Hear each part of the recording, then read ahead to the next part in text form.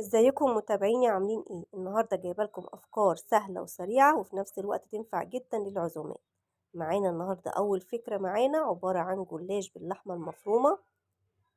معانا كمان فراخ مسلوقه ومتحمره بالشكل اللي انت شايفاه ده.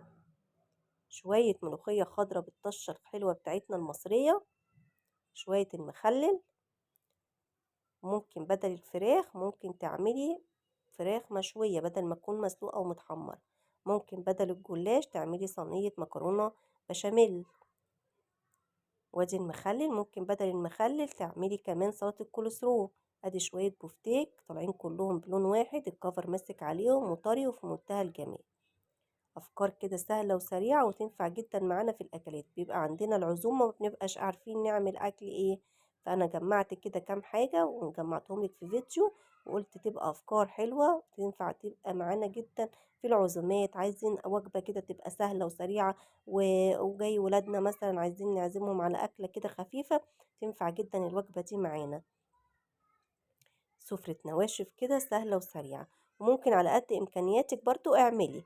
أنا بقولكيش اعملي السفرة كلها، ممكن تعملي بفتيك بس و... وجلاش. تاني فكرة معانا النهاردة عاملين بط. البط ده أنا حاشياه بالفريك والكبد والقوانص والزبيب. هقولك ازاي حمرته وطلع معانا بالجمال ده. شوية الملوخية الخضراء اللي بالطشة اللي مفيش غنى عنها. شوية السلطة الخضراء بتاعتنا. وهنا برضو صينية الجلاش اللي أنا ما بستغناش عنها عندي في أي عزومة. بتبقى خفيفة ولذيذة وانا بطلعه متورق، وبيبقى بالجمال اللي انت شايفاه قدامك ده بمعلقتين سمنة بس. انا منزله لك الطريقة عندك على القناة، هحطها لك في صندوق الوصف.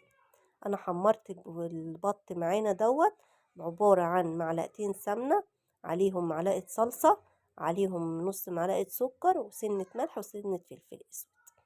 قلبتهم كويس مع بعض وجبت الفرشة وابتديت ادهن بيها البط بتاعنا، وبعد كده حطيته تحت الشواية لغاية ما خد اللون وطلع معانا بالجمال اللي انت شايفاه ده.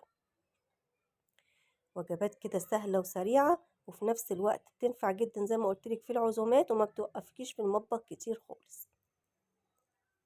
يا ريت تجربي طريقة الجلاش دي وتقولي لي ايه رأيك فيها، لان الجلاش بيطلع خفيف ومورق وفي منتهى الجمال طعمه بجد، طريقته حلوة جدا. تالت حاجة معانا النهاردة عاملين مكرونة. خلينا الأول في اللحمة. عاملين لحمة اهي معمولة مسلوقة ومتحمرة، دي لحمة بتلو سلقينها ومحمرينها بالشكل ده. شوية كده مكرونة بشوربة، استفدت بالشوربة بتاعة اللحمة معانا، والمكرونة أنا منزلة عليها الطريقة بتاعة المكرونة بالشوربة دي، هسيبها لكم برضو في طريقة في صندوق الوصف. أتمنى الفيديو يكون عجبكم وانتظروني في فيديو